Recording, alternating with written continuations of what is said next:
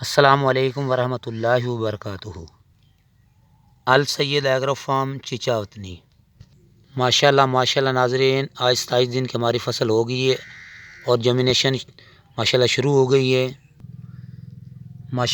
جمینیشن شروع ہو گئی ہے۔ ہم نے شرعی طریقے سے بکنگ کھول دی ہے۔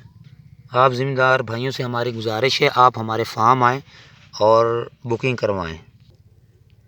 جی ناظرین، یہ ایک ایسی فصل ہے G1 کہ اس سے 8 سے 10 گنا پروفٹ ہے، تو G1 پہ ضرور آئیں اور G1 ضرور لگائیں، اور G1 آپ کی قسمت بڑھ ڈالے گا۔ اگر آپ خوشحالی چاہتے ہیں، کسان اگر اپنی خوشحالی چاہتا ہے تو G1 ضرور لگائے۔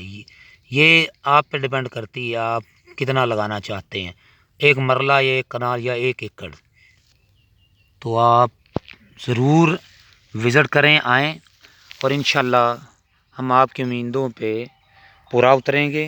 آپ کو ہم سے کوئی شکایت نہیں ہوگی تو اپنی فصل کا عشر بھی نکالیں، اور جو ہے سورہ رحمان بھی ضرور پڑھیں۔